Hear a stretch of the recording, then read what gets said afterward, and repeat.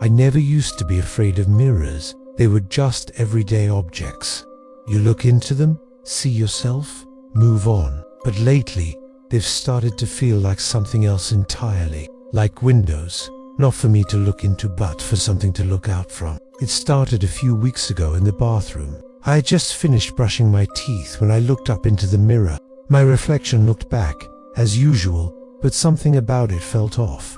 I couldn't put my finger on it at first. Everything looked right. Some hair, same tired eyes, same toothbrush in hand, but the expression on its face seemed delayed, like it took a second too long to realize I was looking at it.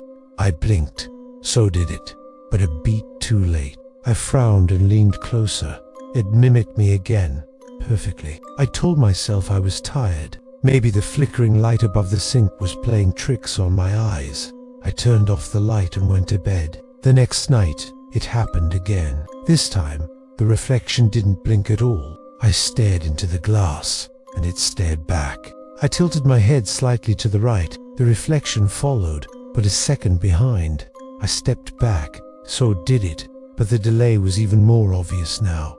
I started avoiding mirrors. I'd covered the bathroom one with a towel and turned the hallway mirror toward the wall, but I couldn't escape them all. Screens, windows at night, puddles, anything with a reflection reminded me of that strange delay.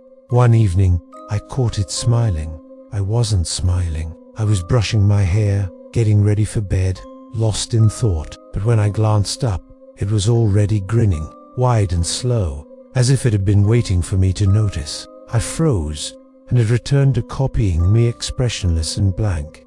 I tried to laugh it off, but how do you laugh off something that watches you from your own face? Things got worse. I started waking up in the middle of the night with a horrible feeling, like I wasn't alone, like someone was standing just outside my door. I would check, every time, and there'd be nothing, but sometimes the mirror would be fogged, even though I hadn't showered.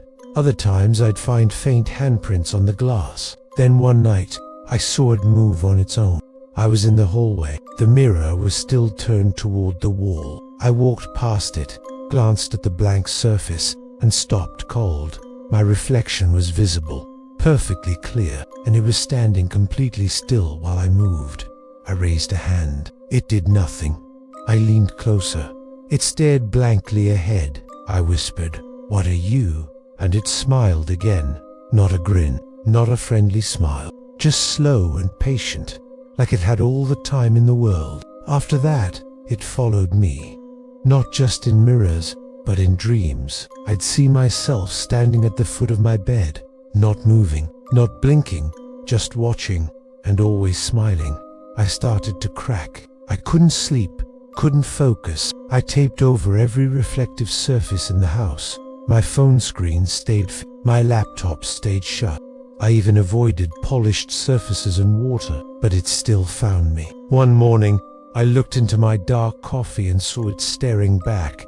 Kept the eyes were all wrong, too wide, too empty, and it mouthed something. I couldn't hear it, but I knew it was saying my name.